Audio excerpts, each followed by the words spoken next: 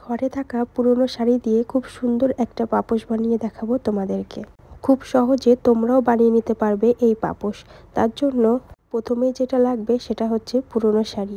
যেহেতু এই শাড়িটা আমি প্রথমেই কেটে দিয়েছিলাম, তাই আমি পুরো শাড়িটা দেখাতে পারছি না, অন্য শাড়ি দেখিয়েছি। আর আমি যে কাটার ভিডিও করেছিলাম সেটা কোনো কারণবশত ডিলিট হয়ে যাওয়ার কারণে আমি তোমাদের কাছে দিতে পারছি না।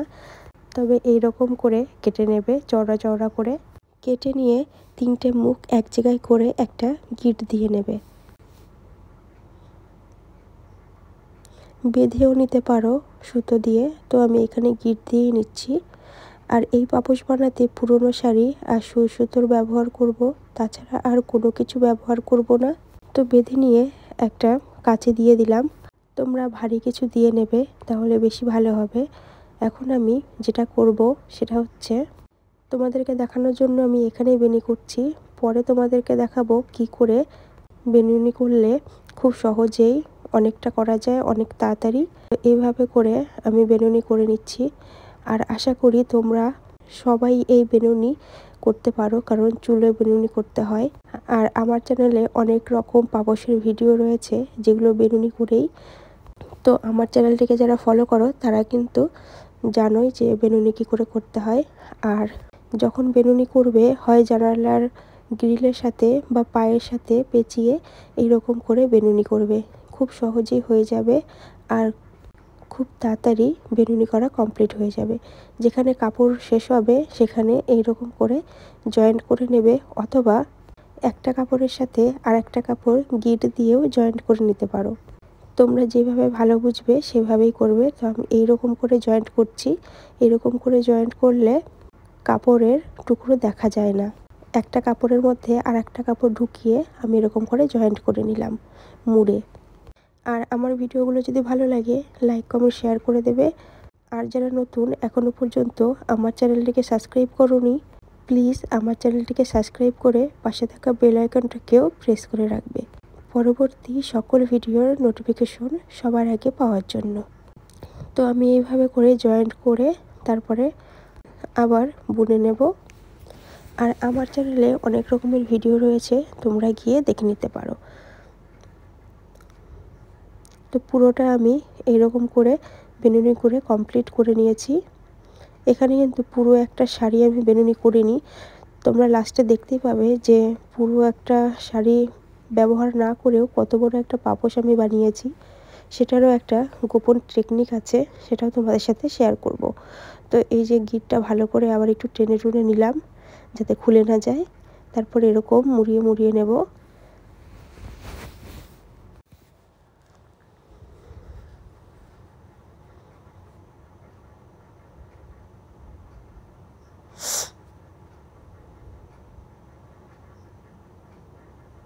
কিছুটা এরকম করে মুড়িয়ে মুড়িয়ে নিয়ে আমি সুতোর সাহায্যে সেলাই করে নেব।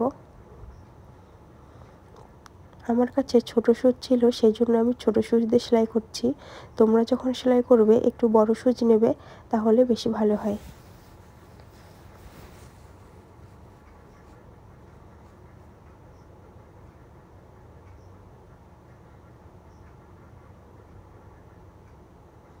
তো আমি ফাঁকা ফাঁকা করেই সেলাই করছি, পরে আমি ঠিক আবার এক লাইন করে সেলাই করে ঠিক করে নেব।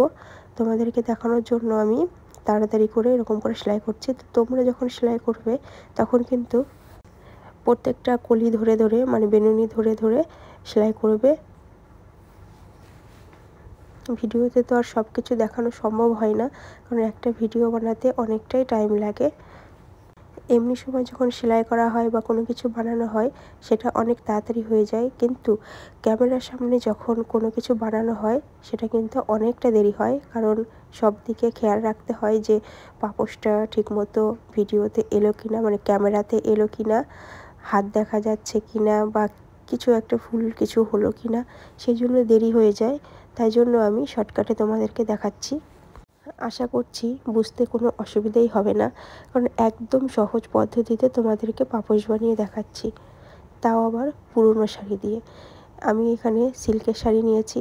তোমরা সিল্কের শাড়ি যদি না থাকে তোমাদের কাছে, তাহলে যে বাড়িতে ছাপা শাড়ি হয় সেই ছাপা শাড়ি দিয়েও বানাতে পারো।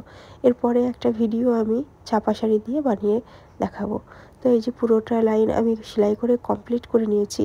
এরপরে আমি এর আগে তো দিলাম অন্যভাবে, এরপরে আমি এরকম শুইয়ে শুইয়ে সেলাই করে নেব, মানে আগে পেঁচিয়ে নেব কিছুটা।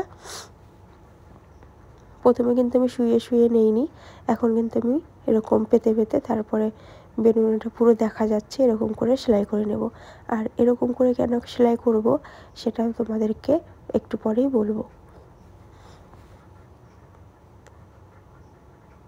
একবারে পুরোটাও তোমরা পেঁচিয়ে নিতে পারো, তবে আমি পুরোটা পেঁচাবো না, কিছুটা বাদ রাখবো, পরে আবার পেঁচিয়ে সেলাই করে দেব।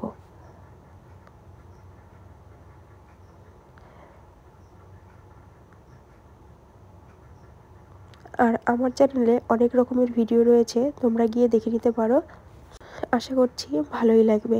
শুধু যে পাপোশের ভিডিও তা কিন্তু নয়, কুরুশ কাটা দিয়েও ভিডিও রয়েছে, কুরুশ কাটা ছাড়া উলের কাজ, মানে এইসব সব রকমের ভিডিও আমার চ্যানেলে পেয়ে যাবে, তোমরা গিয়ে দেখে আসতে পারো।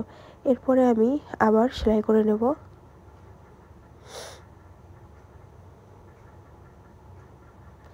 এবার আমি অন্যভাবে সেলাই করব, তোমাদেরকে দেখাচ্ছি। এই যে প্রত্যেকটা কলি এরকম করে ধরে ধরে, যেরকম পাটি সেলাই করে, পাটি যখন জয়েন্ট করে তখন এইরকম করেই হচ্ছে খেজুরের পাতা দিয়ে এরকম করেই জয়েন্ট করে, সেই রকম একই রকমভাবে আমি এরকম করে জয়েন্ট করে নেব।